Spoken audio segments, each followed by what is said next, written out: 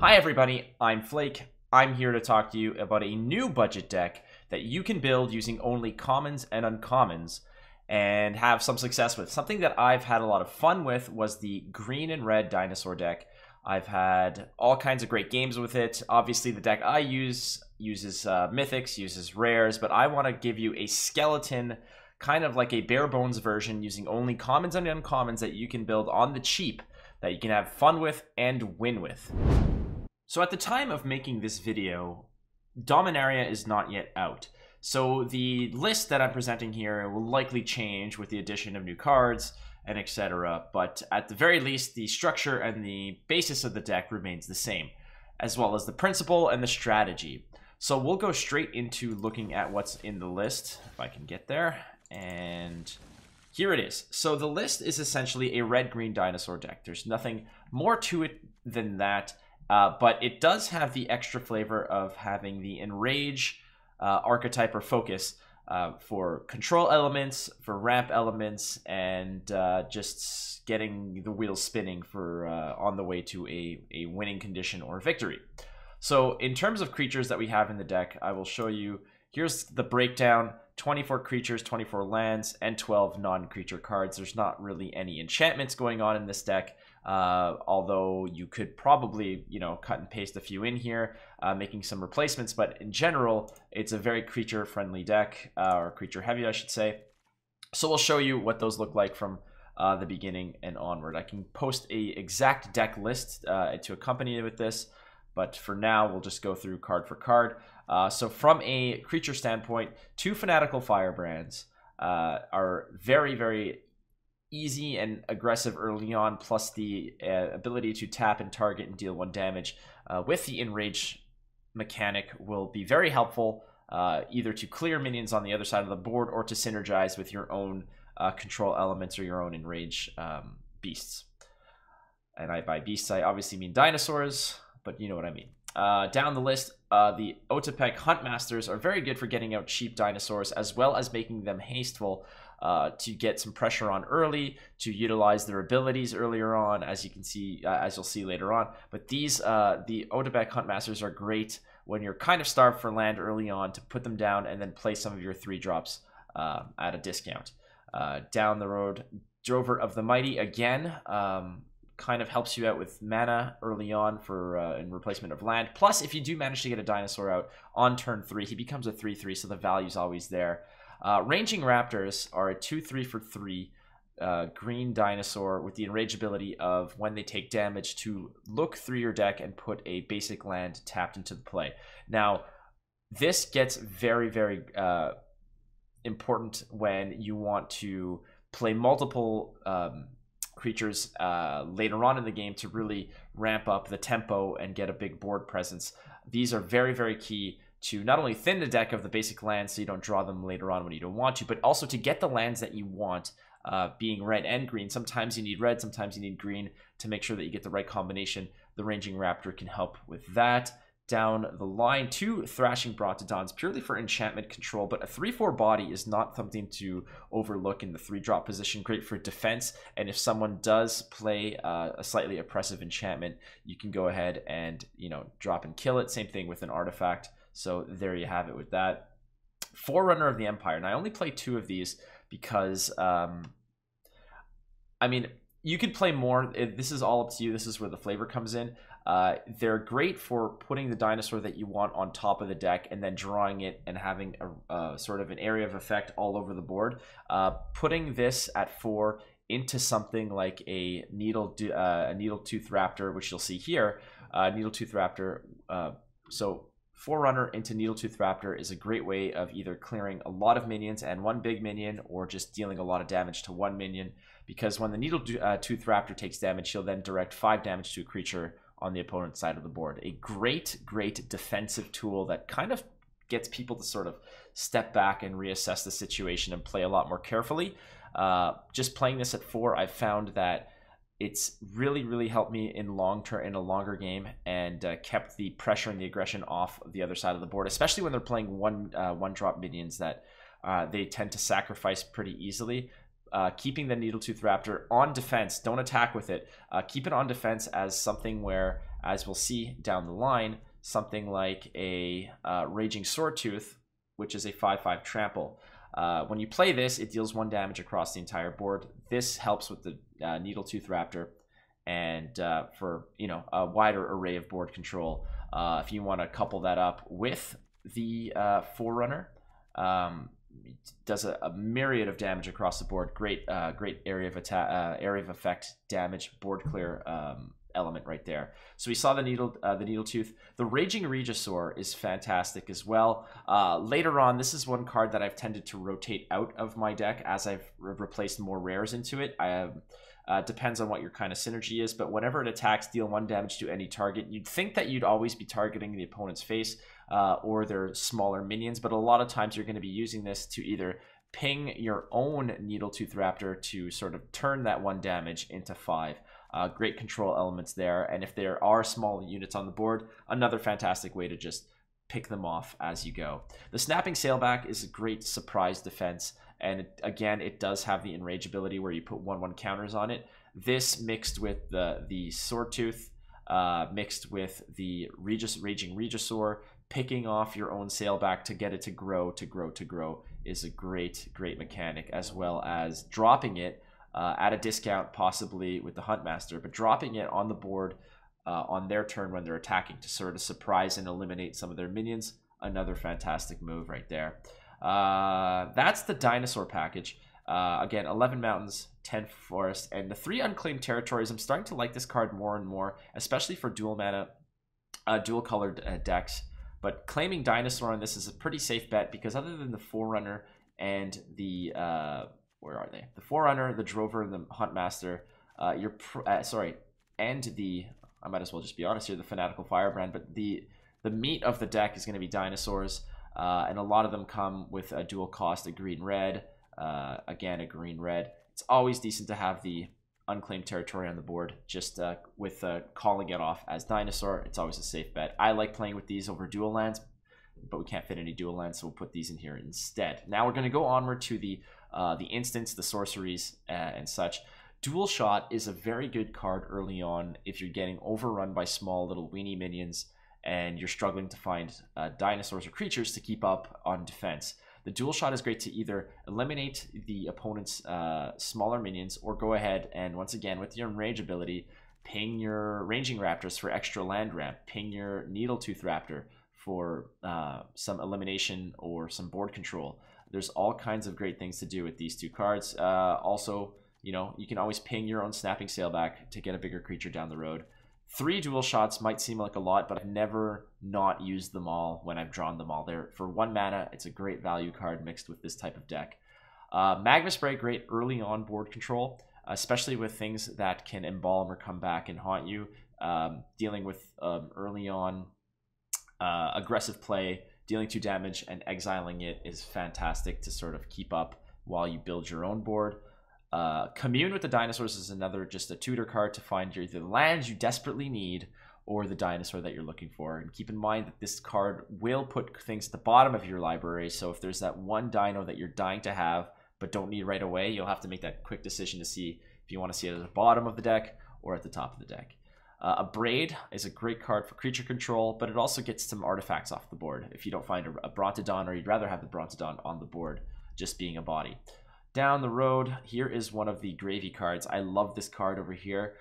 If you're going to add more of these, if you want to put a 4th, it's not necessarily overkill, because I've always had a fantastic experience playing Savage Stomps to the max.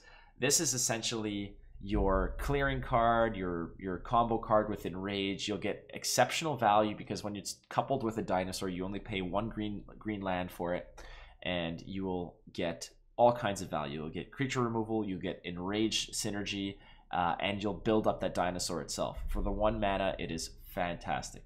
Absolutely fantastic.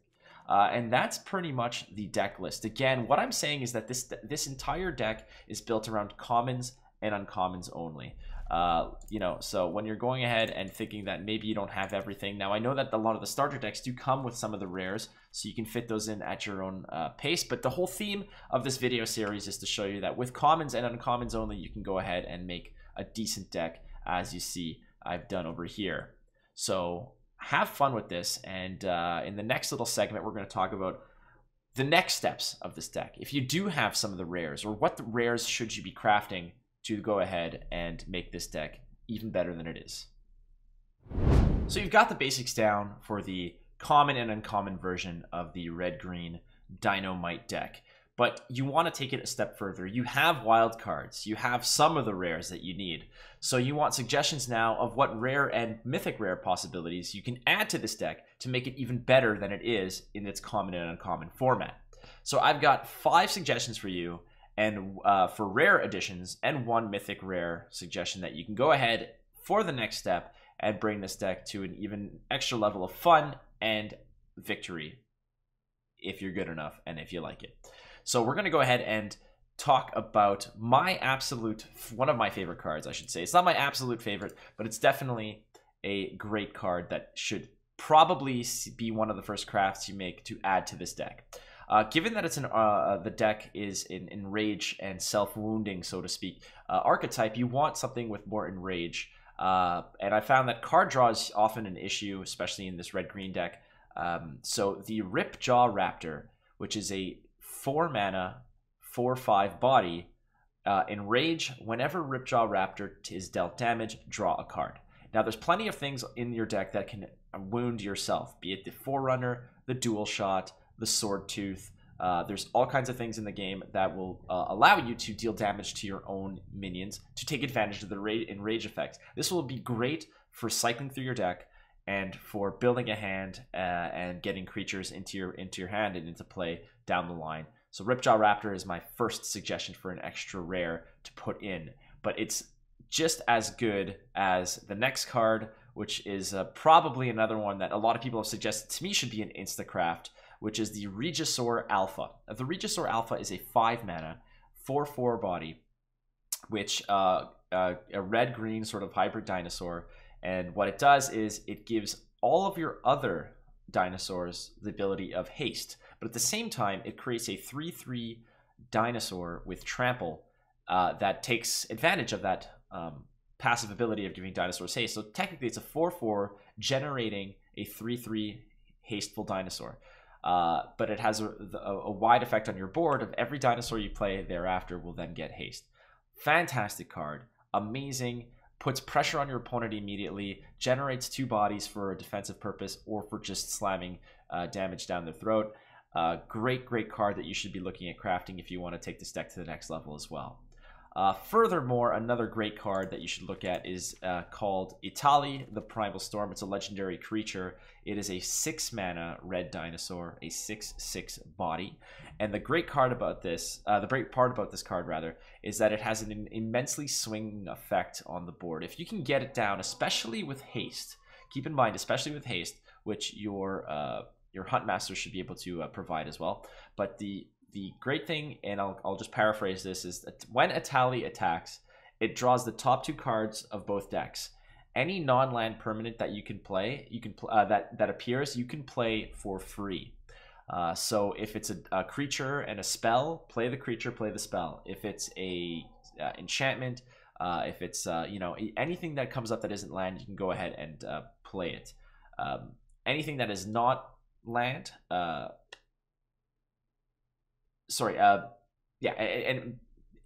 just imagine the effect on the board when you're drawing and playing 2 free minions on the board, or a minion in a spell that damages him. This is a high priority target for your opponent. Make sure that if you are putting it down, that it's fairly safe, so you can get at least 1 attack swing with it, or that it comes down with a haste ability to get the benefits from it right off the bat. Another awesome card to include in that. And that one is a rare as well. Now, keeping with the rare synergy, sorry for the rare, what am I saying here? The rare, the rarity, we'll call it the rarity. The Verdant Sun Avatar is another one that you want to look at, especially in a situation where there's a lot of cards that are just smoking you with early damage and you need to recover.